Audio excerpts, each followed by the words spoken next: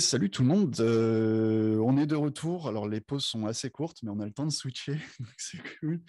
Euh, Est-ce que le son c'est toujours bon, tout ça? Dites-nous. Et donc là on accueille Mads qui va nous présenter eh bien la revanche des static builders. Donc là tu vas nous parler d'Astro et de ILJS, je ne sais pas si on le prononce à la française comme vu. Eh ben, je sais pas non plus. Mais du coup bah voilà, je te laisse prendre la parole et puis bonne présentation à tout le monde. Eh ben, merci beaucoup. Eh ben, c'est parti. Merci d'être là aujourd'hui. Merci de m'accueillir pour cette nouvelle session de Codeur en scène. C'est toujours un plaisir. Donc, effectivement, petite nouveauté cette année avec un nouveau talk qu'on étrenne aujourd'hui tous ensemble, qui est dédié au static builder. Alors, pourquoi les static builders? Parce que aujourd'hui, quand je me retrouve en situation de dev et de dev front, je me retrouve dans une position de dev. Je me retrouve à devoir, mais qu'est-ce qui me fait? Hop là, tiens, c'est très original. Alors attendez, bougez pas, on va recharger cette page. Hop là, voilà. Donc je suis un développeur, je me retrouve à devoir builder, et je me retrouve à devoir builder des sites, ou des web apps, ou des progressive web apps, ou des apps qui miment du desktop ou du mobile, mais qui sont en fait powered par des technologies web. Bref, je me retrouve dans un contexte où finalement mes capacités, mes compétences de développeur web ne sont plus utilisées pour faire du HTML, CSS, JS, du web fundamentals habituel, mais je me retrouve vraiment dans une dynamique de build et de conception avec limite ces objectifs de compilation qu'on a sur pas mal d'autres langages. Le problème, c'est que je me retrouve dans une espèce de position de j'ai un marteau et du coup tout ressemble à un clou. Donc je sais faire du React, et ben je me retrouve à tout faire en React. Je fais du site, je fais de l'app, je fais de la progressive web app, je fais ce que je veux, je fais tout en React, ou je fais tout en Vue, ou je fais tout en SolidJS, ou en ce que tu veux. Et le problème, c'est que c'est pas la même chose. Que je fasse un site web ou que je fasse une web app ou que je fasse un site ou un outil powered dans un Electron ou du React Native ou des trucs comme ça, c'est quand même pas la même chose à la fin, même si c'est les mêmes technologies en dessous. Donc, peut-être qu'on se trompe un peu à se dire, quel que soit ce que je cherche à sortir à la fin, il faut que j'utilise le même outil parce que, en gros, c'est ma zone de confort, c'est ce que je sais faire, et puis ça le fait bien, et puis voilà. Donc l'idée, c'est de se dire, peut-être qu'il faut qu'on se sorte un peu du tooling pour ce qu'il est, et qu'on commence à réfléchir à nos problématiques de développeurs et à quels objectifs on cherche à répondre en fonction des projets sur lesquels on intervient et en fonction des applications qu'on cherche à développer. Donc sortons un peu du tools comme la réponse ultime. Moi, le premier, hein, en tant que techos, j'ai tendance à dire ah bah attends, j'ai un super outil pour faire ça. Mais les outils sont peut-être pas toujours le bon angle d'attaque. Peut-être qu'il faut penser à autre chose d'abord. Du coup, ça m'amène à vous reparler un peu de Jamstack. Et qu'est-ce que c'est que la Jamstack? Dans la Jamstack, on a un rendu préalable des pages. Donc, mes pages ne sont plus rendues à la volée côté client. Ça me fait très bizarre de dire ça parce que je suis très vieux et j'ai commencé le web il y a très, très, très longtemps, avant les années 2000. Et à l'époque, les pages, on les générait plutôt côté serveur, pas tellement côté client. Et puis, la migration au fil du temps a fait que maintenant, on génère plutôt côté client, en JS, parce qu'on hydrate des templates côté JS et tout dans le browser. Et là, on est en train de dire depuis quelques années, notamment avec la Jamstack, hey, vous savez quoi, si on générait les pages côté serveur, c'est vachement révolutionnaire comme concept. Et donc, on se retrouve de nouveau, on a bouclé la boucle, ça, on a fait un tour dans les phénomènes de mode, tous les 30 ans, c'est cyclique, hop, et on est revenu. Donc, on rend nos pages côté serveur. On fait même un pré-rendu de nos pages, bien souvent en local ou dans une CI, une CI/CD. En fait, ce qu'on pousse sur le serveur, c'est même des pages statiques, web, HTML, point barre, et on a même très peu de choses côté serveur qui viennent dynamiser ces pages. Ce qui nous permet de nous appuyer sur une architecture Edge, ou en tout cas basée sur du CDN, c'est-à-dire qu'on va essayer de pousser nos pages statiques, qui sont du coup complètement stateless, à plein d'endroits autour de la planète, de telle manière que ça soit toujours à proximité des gens qu'on cherche à atteindre. Donc comme ça, on a des bonnes performances et on n'a pas de bottleneck lié au fait que les gens sont loin et du coup, il y a du temps de connexion, etc. On a un peu de JS côté client, pour manipuler les quelques éléments dont on a besoin côté client, donc un peu de manipulation interactive, mais on essaie de réduire ça au strict minimum. Et puis après, derrière, on s'appuie sur tout un ensemble d'API pour pouvoir aller chercher les datas dont on a besoin, pour pouvoir manipuler ça côté client. Ça, c'est le concept de base de la Jamstack. L'idée, c'est que on va essayer de faire un enrichissement progressif côté JS. Donc, on va charger du HTML brut dans notre navigateur, on va plugger un tout petit peu de JS, de logique en JS dessus, qui va permettre de manipuler ce HTML. Et puis ensuite, je vais faire des appels aux API pour manipuler tout ça et pour injecter du contenu dans tout ça et pour avoir une vraie interaction. Si c'est un formulaire, je remplis mon formulaire, je soumets la data, ça part côté serveur, c'est sauvé dans une API, etc., etc. En gros, c'est le concept de la single page app. Et alors, c'est rigolo parce que en 2000, je sais plus, 6, 7, un truc comme ça, 8, allez, disons, on commence à reparler beaucoup de JavaScript comme étant un outil vraiment puissant. C'est le moment où Backbone commence à vraiment faire parler de lui. Et Backbone, c'est, pour ceux qui n'étaient pas là ou qui ne se rappellent pas, c'est une espèce de micro-framework JavaScript qui était dans le navigateur et qui permettait assez facilement de pouvoir propulser de la single page app. Donc ça offrait un pattern MVC, donc modèle vue contrôleur, dans le navigateur. Et à l'époque, c'était révolutionnaire. Côté serveur, on ne faisait ça que côté serveur, et on le faisait avec des outils comme Rails ou Symfony, mais ça s'arrêtait là, quoi. Donc là, c'était quand même assez puissant. Et je me souviens être à l'époque en formation avec Christophe Porteneuve, qui nous apprend en gros à utiliser Backbone et à faire une single page app en une journée. Autant vous dire qu'une journée avec Christophe, tu sors, tu n'as plus de cerveau et tu es cuit à peu près jusqu'au fond des sinus. Et il avait cette approche que je trouvais extrêmement logique, extrêmement pertinente, de dire on va pas balancer une page vide et puis c'est une coquille qui va être remplie par le JS. On va balancer un HTML qui va être probablement généré côté serveur en respectant un pattern MVC.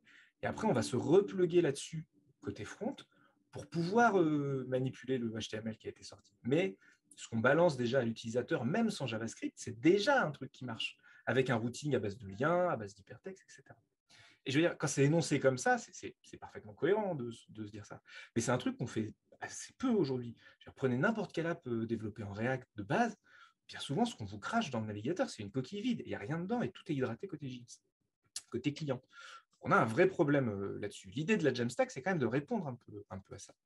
Et l'idée de la Jamstack, elle fait son chemin, et petit à petit, on se dit, en fait, ce qu'il nous faudrait, c'est des générateurs de sites statiques. C'est-à-dire qu'on arrête d'essayer de faire une espèce de truc un peu magique et qu'on revienne à des fondamentaux de j'ai du contenu qui bouge assez peu, qui est un ensemble de contenus bruts sous forme de données JSON ou sous forme de contenu en Markdown, par exemple. Et puis, je vais utiliser des outils de templating. Ça va me permettre de construire un ensemble de pages finalement HTML statiques que je vais servir via un serveur web, tout ce qui est plus standard, un Apache, un Nginx, ce que vous voulez. Et puis éventuellement, je vais faire un peu de manipulation, mais c'est tout. Donc des générateurs statiques, il y en a eu plein. Les premiers, c'est Jekyll. Jekyll, c'est du Ruby, et c'est d'ailleurs ce qui propulsait pendant très longtemps, je ne suis pas sûr que ce soit encore le cas, les GitHub Pages, ce qui est à l'époque une espèce de révolution. J'ai un bout de langage de templating, je crée du contenu en Markdown, et puis en fait, je build en statique. C'est hyper rapide, c'est hyper puissant, c'est modulaire un peu comme je veux, enfin vraiment, c'est plutôt bien foutu. Et puis derrière, on en a plein d'autres qui arrivent. On a Hugo qui arrive, on a Gatsby, si on veut faire du React, on a du Nuxt, si on veut faire du JS, on a Eleventy, si on veut rester sur des frameworks standards, et je ne vous les liste pas tous parce que la liste est longue comme mon bras. Donc on a plein d'outils aujourd'hui qui permettent de générer du site statique. Les avantages, c'est que c'est extrêmement rapide, puisque c'est du HTML brut, donc pour ces services, c'est craché dans le client, c'est généré, pouf, ça y est, on n'en parle plus. C'est plus sécurisé parce qu'il n'y a pas de manipulation côté serveur, donc ça veut dire qu'en termes de surface d'attaque, on réduit quand même grandement, à part un defacing de site, on ne risque pas énormément de choses. C'est quand même bien meilleur pour les performances utilisateurs, je peux l'héberger n'importe où, je peux écrire mes contenus un peu comme je veux dans des fichiers Markdown, et après c'est buildé. Les inconvénients, c'est que c'est quand même plutôt orienté page plutôt qu'orienté vue, dans le sens de vue applicative.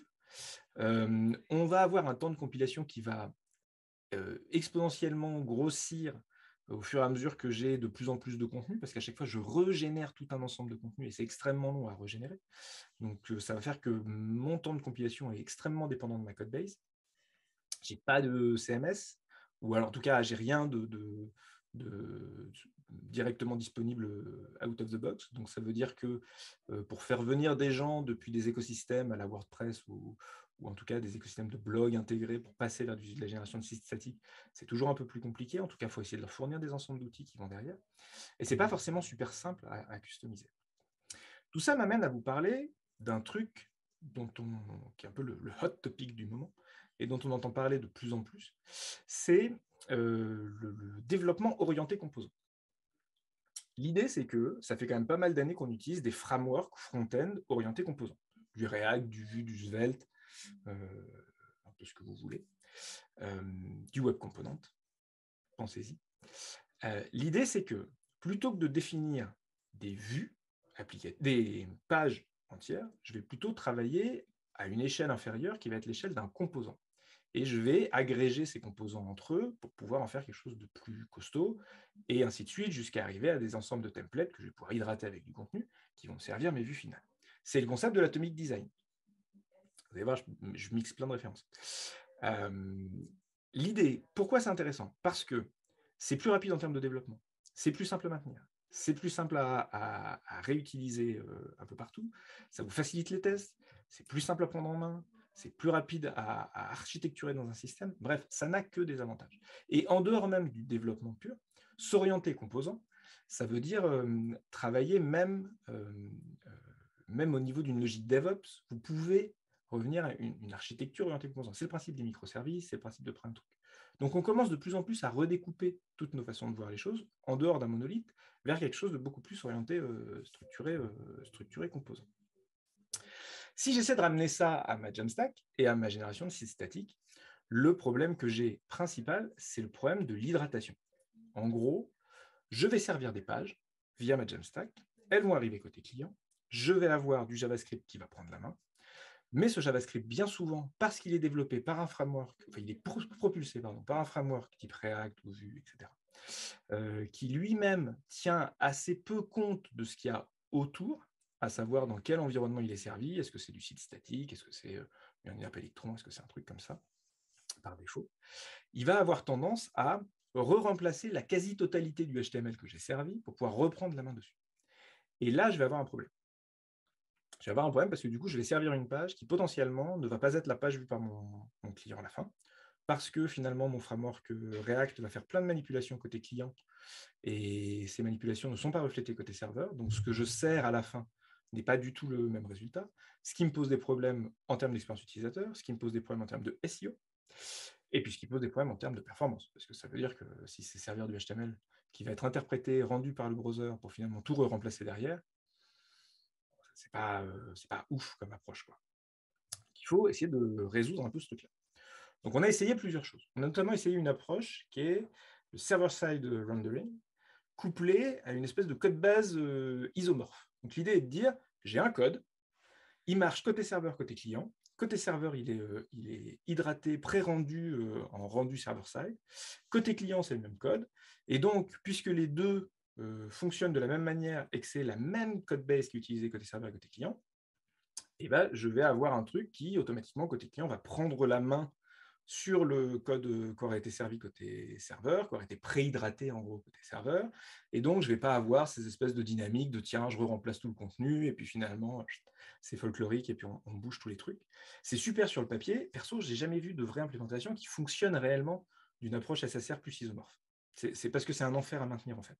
Parce que déjà, ce qui nous permet de propulser notre code isomorphe, ça sera probablement du Node, et que Node lui-même est assez peu compatible maintenant avec ce qu'il y a dans le navigateur, et on se retrouve notamment avec des espaces de nommage top level qui ne sont pas les mêmes, et donc des espèces d'incompatibilité, et c'est un vrai merdier à maintenir ensemble. Donc déjà, maintenir du code isomorphe, c'est un enfer. Maintenir du code isomorphe qui fonctionne avec du SSR et tout, enfin, franchement, honnêtement, je n'ai jamais vu un truc qui réussissait à tenir dans la durée en production. Donc, on se retrouve de nouveau face au problème de l'hydratation de contenu côté client qu'on n'arrive pas à résoudre. Donc, beaucoup de tentatives, pas beaucoup de succès jusqu'à présent, pour essayer d'avoir un truc qui soit à la fois performant, à la fois pré-rendu, avec tous les avantages de la Jamstack ou de la génération de sites statiques, et en même temps une capacité côté client à avoir une hydratation atomique, et donc un contenu qui soit réellement performant et utile pour nos utilisateurs. L'idée, du coup, c'est de repenser un peu la façon dont on architecture nos pages. Et pour ça, on va avoir une approche qui est celle de l'île de contenu. Alors, l'idée, c'est que notre développement web design aujourd'hui, en tout cas notre conception de site web aujourd'hui en 2022, RS et le Turfu, c'est une approche orientée composant, d'abord component first, parce que c'est vers ça qu'on va de toute façon et que tout nous pousse vers ça, aussi bien nos modélisations d'architecture que nos outils de framework, tout ça. On a un écosystème qui est maintenant extrêmement large, avec beaucoup de concurrents disponibles qui ont des avantages et des inconvénients. Je ne vais pas utiliser le même framework que côté front en fonction des produits sur lesquels je vais bosser. On a de plus en plus d'omniprésence des design systems, et c'est bien, on en reparlera. Et on a malgré tout une complexité exponentielle de nos outils et de notre tooling, parce que ça devient un vrai merdier à maintenir. Enfin, on parlait tout à l'heure de compiler du web, on est de plus en plus dans la compilation du web, globalement. C'est de pire en pire, presque. Enfin, ça devient un métier à part entière de faire ça. L'idée, ça va être d'essayer de redescendre quand même aux fondamentaux du web, à savoir, oui, on peut se hyper sur plein de technologies, on peut dire, ouais, TypeScript, c'est génial, on peut dire, les toolings, c'est super, on peut dire, à la fin, votre navigateur, ce qu'il comprend, c'est des hyperliens, du HTML, du JavaScript, du CSS, et c'est marre. Il ne fait rien de plus. Donc, tout ce que vous allez rajouter au-dessus pour vous faciliter la vie en tant que développeur, il va falloir garder à l'esprit que ce n'est pas ça qui est interprété par votre navigateur à la fin, et ce n'est pas ça qui est shippé à vos utilisateurs à la fin. Donc, il faut quand même garder en tête les fondamentaux sur lesquels on s'appuie. On va arriver sur un concept qui est le concept d'hydratation partielle. En gros, la majorité de mon contenu, quand je vais servir une web app ou un site web, ça va être essentiellement un contenu statique. C'est-à-dire que j'ai énormément de zones dans mes templates qui ne bougent pas et qui ne bougeront pas, si ce n'est dans la durée. En tout cas, le temps d'une session, ces contenus ne vont pas être amenés à être modifiés. Un footer, un header, des layouts globaux, ce genre de choses ne bougera pas une fois que c'est fixé dans une session et que ça continue sur une session. Donc, on va essayer de favoriser la vue statique de ces éléments-là. Tout ce qui est hydratable côté serveur, on va le faire. Donc, on va commencer par préfetcher de la donnée côté serveur, hydrater du coup nos templates avec un maximum de contenus qui vont être des contenus fixes sur la durée d'une session, et on va servir ça au navigateur client. Du coup, côté navigateur client, ce qu'on va avoir, c'est plus de la donnée chaude, c'est de la donnée super chaude. C'est-à-dire vraiment des trucs qu'on ne peut pas pré-rendre côté serveur parce qu'il y a trop d'incertitudes sur la durée de vie de ces données-là. Donc celles-là, oui, elles vont être hydratées côté client. On va faire un appel de données, on va faire un fetch sur un bout de JSON, et puis c'est ça qu'on va hydrater côté client. Mais on va vraiment se limiter à quelques éléments sur lesquels c'est nécessaire. Et puis surtout, on va garder cette logique du SSR, mais plutôt que de le faire côté vue, on va le faire côté composant. Et on va préhydrater nos composants, et ensuite, on va servir ces bouts de composants côté client. Donc, on va revenir presque à la logique qui était la logique initiale au premier temps d'Ajax, pour ceux qui étaient là et qui s'en souviennent aussi, où on avait ce truc du XML HTTP request qui permet de faire une requête asynchrone dans le navigateur sans recharger la page, et où très vite, on s'est dit, c'est génial, ce qu'il faut charger, c'est de la data. Et donc, on va charger du JSON, des trucs comme ça. Et il y avait un autre courant de pensée à l'époque, j'ai l'impression de parler des grands philosophes antiques, il y avait un autre courant de pensée à l'époque qui consistait à dire, je ne vois pas pourquoi je me ferais chier à charger de la data et à l'hydrater côté client, alors que je pourrais directement balancer un template HTML pré-rendu côté serveur, qui ne va pas bouger après, et puis comme ça, on s'épargne un peu tout le traitement JS côté navigateur. À l'époque, souvenez-vous, on travaillait encore avec des IO6, IO7, tout ça. On n'était pas à jouer quand il fallait faire jouer JavaScript dans le navigateur. Et finalement, cette logique, elle n'est pas idiote de se dire, oui, j'ai des composants, mais ces composants sont préhydratés côté serveur, et puis finalement, c'est eux que je vais fetch depuis mon client, et pas juste un jeu de données que je vais réhydrater. Donc l'idée, c'est que finalement, mes scripts vont charger plutôt des composants, plutôt que de la data, sauf quand c'est vraiment nécessaire de faire du chargement de data. Et après, on va coupler ça à un deuxième concept, qui est le concept d'hydratation progressive. C'est-à-dire que non seulement j'hydrate partiellement mes contenus, mais en plus, les contenus qui doivent être gérés après côté serveur en super hot loading, eux vont se faire au travers du temps. Je ne suis pas obligé de les charger dès que la page arrive. Je peux dans certains cas, mais je peux aussi les charger quand le thread principal du navigateur est allégé et que j'ai plus rien qui tourne. Et comme ça, je fais un lazy loading là-dessus. Ou quand l'élément en question rentre dans le viewport, ou quand j'ai une interaction donnée avec un élément, ou quand j'ai un événement particulier qui se déclenche, qui fait que là, je vais avoir besoin de ce composant-là dans ce contexte-là, mais j'en ai pas besoin avant. Donc finalement, on ne va pas non plus surcharger le thread JavaScript, qui reste le thread principal du navigateur, avec le chargement de plein d'éléments, mais je vais le faire à la volée et uniquement au moment où c'est nécessaire. Donc, l'idée, c'est que ça va se découper en gros, comme ça. Je vais avoir un template. Dans mon template, je vais avoir des éléments qui sont rendus côté serveur, qui sont les éléments qui, eux, ne bougeront pas de tout le reste de la session. Et après, je vais avoir des îles de données interactives au sein de mon template. Et ces îles sont finalement des micro-applications qui en React, qui en Vue, qui en Svelte, qui en ce que vous voulez, qui, elles, vont être soit préhydratées côté serveur, soit entièrement rendues côté client, qui vont se charger en fonction de la disponibilité du thread principal, ou du contexte, ou des interactions utilisateurs, etc. L'idée, c'est que pour pouvoir faire ça, il va me falloir des outils un peu nouveaux. Donc, on va s'appuyer sur des outils de zero build pipeline. J'adore ces outils. C'est des outils comme Vite ou comme Snowpack. Si vous en voulez plus, j'ai un autre talk là-dessus et les liens vers les slides sont là. N'hésitez pas à jeter un coup d'œil. On va s'appuyer sur du Markdown enrichi avec du Markdown X, ou du Markdown JS ou du Markdown Vue, ce que vous voulez. Et puis, on va continuer d'utiliser nos frameworks et les outils de nos frameworks front-end habituels, à savoir du React, du Vue, etc. Alors, sur le papier, ça a l'air super cool. Dans la réalité, est-ce que c'est possible et comment ça marche? Ça, c'est un super concept. Et quand on a vu des gens arriver avec ce concept-là, on a fait « Waouh, génial, recommençons, réinventons le web une nouvelle fois. » Après tout, ça n'est jamais que la 38e fois en 40 ans.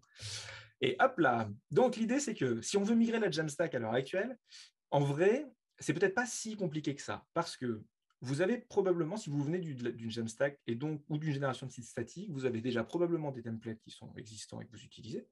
Vous avez déjà des styles que vous allez pouvoir utiliser. Vous avez déjà votre Markdown, votre contenu qui est probablement déjà en Markdown. Et vous avez probablement déjà un framework front-end. Donc, il vous manque que le tooling, finalement, pour aller avec. Le tooling, le voilà. L'idée, c'est le suivant. On va construire, s'orienter sur une librairie de composants. Cette vue est extrêmement chargée. On va mixer les frameworks à l'intérieur de notre application en fonction de ce qu'on veut avoir. Rappelez-vous, j'ai des îles qui sont des micro-apps.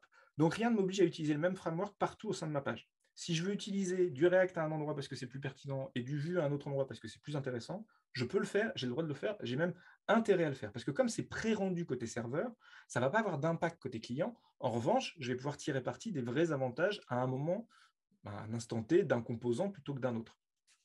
Là, par exemple, dans la vue que vous avez, la capture d'écran que vous avez sur le côté, c'est un design system qui est un vrai design system qui propulse une vraie page. Et dans ce design system, j'ai différents composants. Et je peux avoir un composant comme un composant de bouton qui ne contient qu'une feuille de CSS ou une composante de card qui est fait en Vue.js parce que c'était plus intéressant de le faire en Vue.js ou un composant qui est en Svelte parce que c'était plus pertinent de le faire en Svelte, voire même un drop-down qui lui est fait, alors, on ne voit pas, c'est sous le truc, mais qui est fait en TypeScript parce que c'est du React dessous et que c'est un composant drop-down en React qui est plus intéressant. Voilà, c'est pas grave. Je peux mixer plusieurs technologies à l'intérieur parce que de toute façon, ça n'aura pas d'impact côté client. Donc, je vais tirer parti des avantages de chacun et pas de leurs inconvénients et pas surcharger ma page.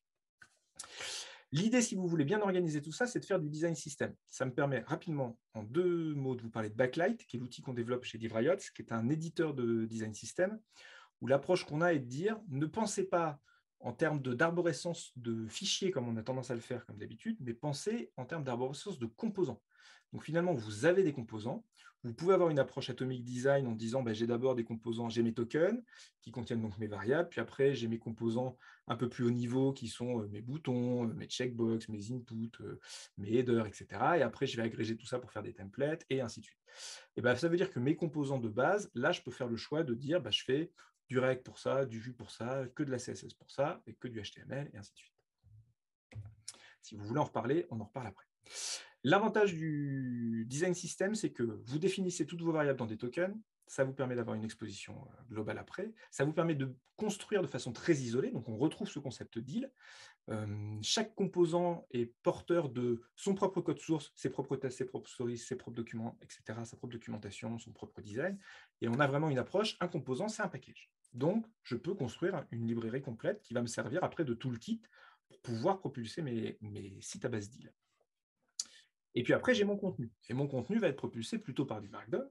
Mais le Markdown, par essence, c'est quand même assez pauvre. Donc, il va falloir pouvoir l'enrichir. Et pour ça, on a des frameworks maintenant et des langages, comme MDX ou MDJS, qui permettent de surcharger le Markdown en lui faisant prendre en compte les composants tels qu'ils sont exposés au sein de mon projet et au sein de mon design system. Ça veut dire que, en gros, dans mon Markdown, je peux importer et exécuter du JavaScript, comme si j'étais dans une page HTML classique, ou en tout cas comme si j'étais dans un composant JSX, par exemple. Je vais mixer ça avec du Markdown, mais je vais avoir accès à mes propriétés, je vais avoir accès à mes variables, à mes contenus, etc. Et je vais pouvoir directement intégrer dedans mes composants, tout comme j'intégrerais du HTML directement dans du Markdown. C'est la même chose. Sauf que là, j'ai accès à tout. La logique derrière, c'est que le format MDX, en fait, il est converti en format JSX, qui lui-même est reconverti en HTML au moment du pré-rendu. Donc, en fait, on fait du JSX en Markdown. Et puis, on va s'appuyer sur une mécanique qui fait que les styles vont être scopés à l'intérieur de mes éléments. C'est ce qui va me permettre de surcharger localement, individuellement, les différents éléments en fonction de ce dont j'ai besoin. Donc, mon bouton, dans ce contexte-là, va être légèrement surchargé, ou ma vue, ou mon rendu, etc. À titre d'info, ces slides sont faits exclusivement en MDX avec des outils d'hydratation comme ceux dont on parle ici. Aujourd'hui, on a deux grands challengers pour faire ça. C'est Astro, d'un côté, qui est le précurseur, qui est propulsé par des mecs qui vivent complètement dans le turfu parce que c'est les mecs qui sont derrière Snowpack et derrière Skypack et derrière. Donc c'est des mecs qui ils ont déjà 10 ans d'avance sur le web.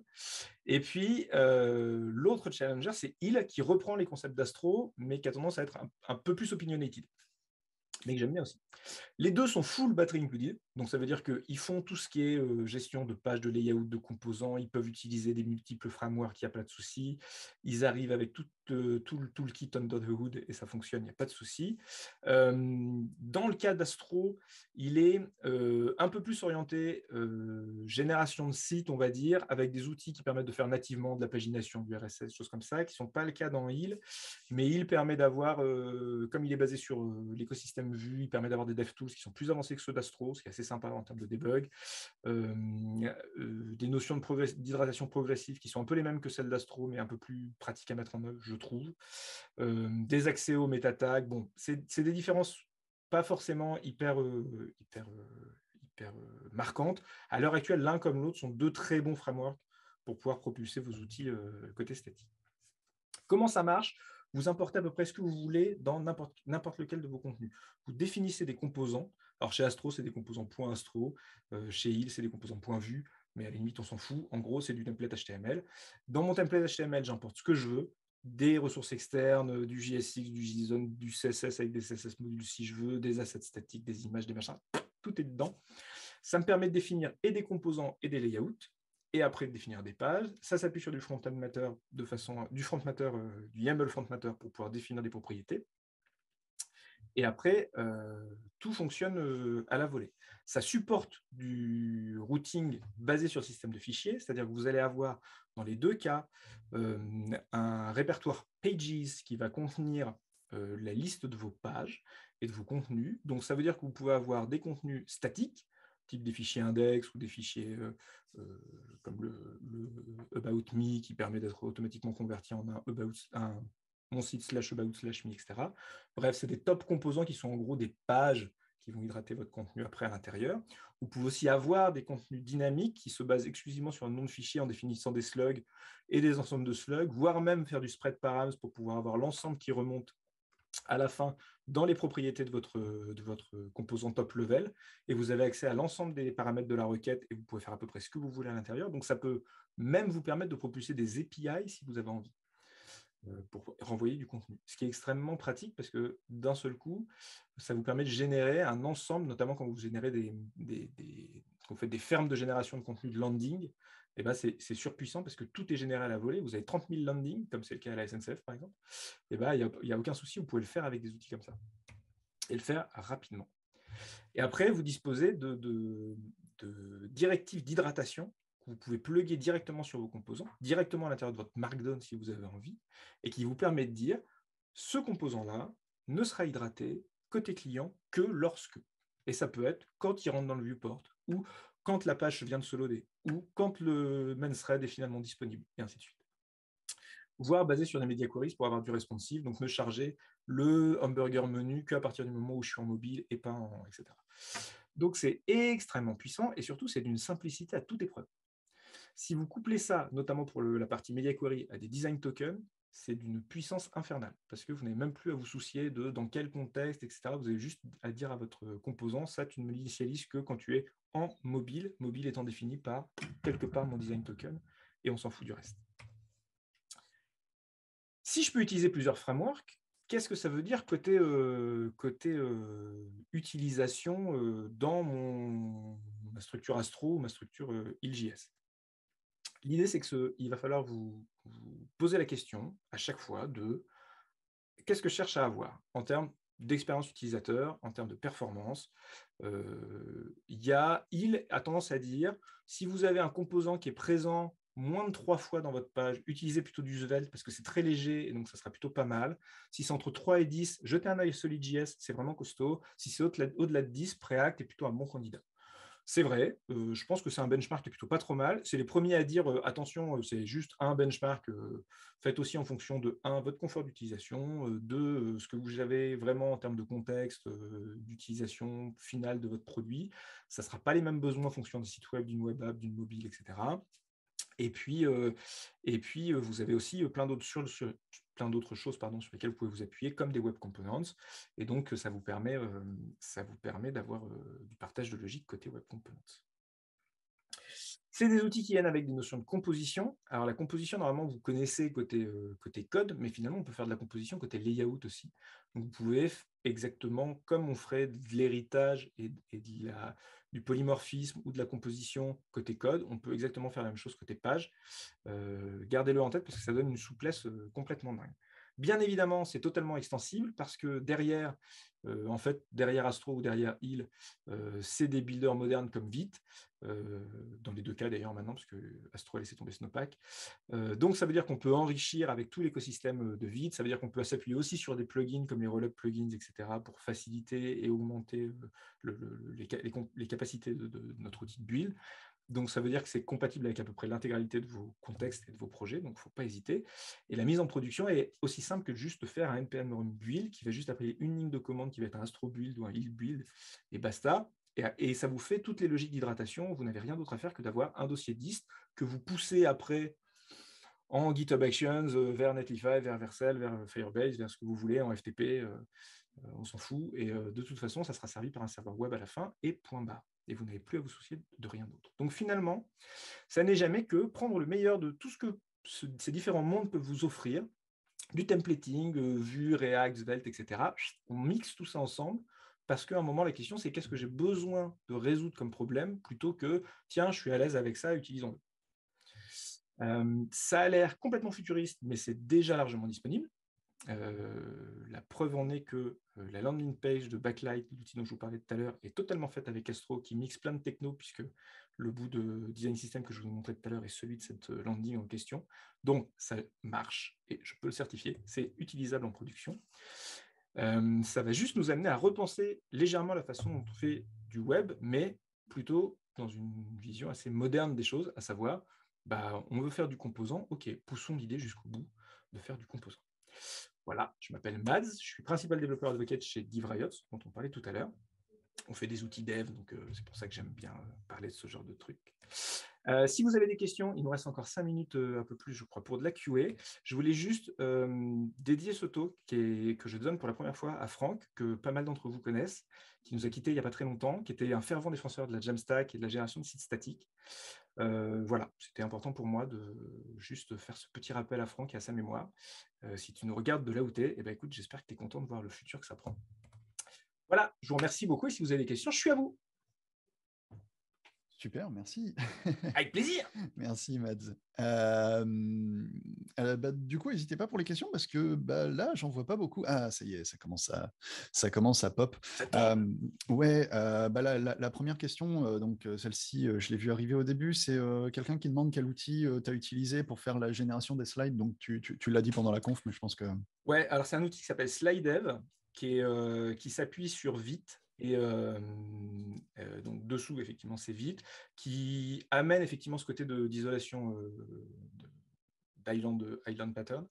Et donc, effectivement, on fait du Mark de Nix, tu définis tes layouts, tes composants, ça montre l'intégralité de tes slides, et c'est transparent. Le theming est assez simple à faire. Enfin, moi, j'aime bien faire des slides un peu dans tous les sens, donc j'ai fait mon petit moteur de thème, mais là où sur les outils précédents, comme Reveal, je m'étais pas mal pris la tête pour essayer de faire des thèmes un peu sympas, parce que finalement, tout se faisait en gros en SaaS. Là, vraiment, il y a une vraie puissance de se dire, tiens, là, j'ai besoin de mettre un GIF, j'ai un composant de GIF qui va me permettre d'aller taper sur plusieurs providers, et puis en fonction du contexte, il peut s'afficher en vertical, en grand, en petit, etc. Et donc il y a vraiment cette puissance orientée composant, et d'un seul coup, même dans des outils de génération de slides, c'est génial, quoi. Ouais, super. On a une question qui est originale. Comment faire aimer le JS à un dev très orienté back? C'est une vraie bonne question. Je dirais que ça dépend de la techno-back envisagée.